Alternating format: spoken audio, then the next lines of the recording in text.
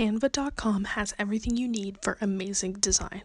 There are free features, but you can also buy premium features. They have tons of templates for all kinds of design needs: posters, Instagram posts, even book covers and business cards. Canva is available on desktop, iOS, and Android. The first thing you will see on the website are the recommended templates. If you are logged in, your designs will be next.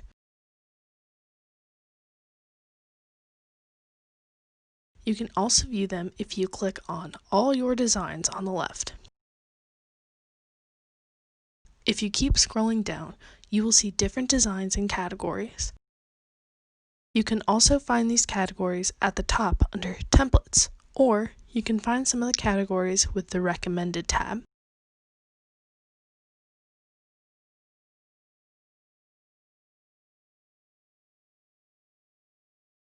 Let's make an Instagram post. To title the graphic, click on Untitled Design-Instagram Post at the top right.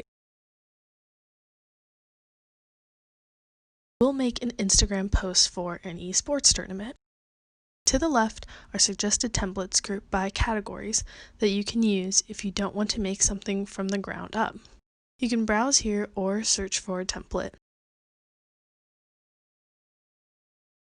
When creating a design, there are a few important factors to consider: color, white space, font, and information. Color is important for many reasons. The first thing you should think about when deciding on a color palette is what looks good together. For example, you shouldn't have a neon background with neon yellow text. It's really hard to see, and you want your graphic to be easily readable by anybody who looks at it. One good program to help you is Color Calculator. You can move around and pick a color, and then you can choose if you want it to be complementary, monochromatic, analogous, split complementary, triadic, or tetradic.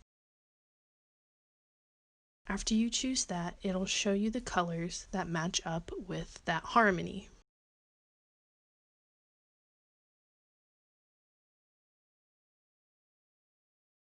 You can also add another color to pick a color. If you like the way the color palette looks, you can lock it so that you can always get the same result no matter where you are on the color wheel. Another good place to go is coolors.co/generate. This will generate a random color palette for you. You can lock different colors in that you like, hit spacebar, and get new ones. You can also delete colors if you would like, and you can add colors back in. You can favorite them, you can drag them around into different orders. You can copy the hexadecimal number for the color right there at the bottom. You can also create a color palette based on a photo if you upload it, and you can also create a collage from different photos and color palettes. If you would like to change your color palette based on different color blindness, you can do that here. You can also change the hue, saturation, brightness, and temperature of your color palette. You can export your color palette here. You can copy a URL, make a PDF, image, CSS, embedded code, CVG, or ASE. You can also save a color palette if you really like it. If you're logged in, just hit save, and you can name whatever the color palette is, and you can add any tags to it to make it easier to find.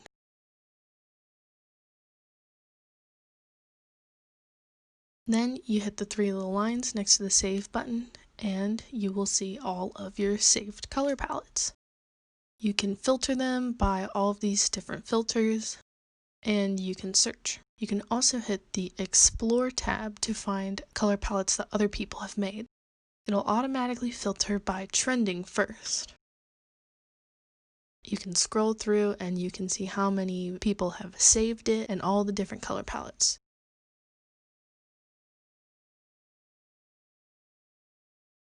You can open up a color palette in the generator, you can view the palette, export it, or you can save it depending on what you want to do. The next important factor is using white space, or a different color if your background's different color. You want to make sure there is not a lot going on so that your information is not overshadowed, but you also want to make sure there is not a lot of text so that it is easily readable. Here's some examples of some good designs. The bonfire lets you know what exactly you are going to. Gucci uses very minimalistic style to adhere to their high-end brand. Next on our list of important factors is font. You want a font that is easy to read. For example, this is a bad font to pick because the dots make it very hard to read very quickly. You don't want a font that is too big and taking up an entire graphic. You don't want font that is too small so that the person can't even read what's on the graphic. Next, you want a font that is fitting to your event.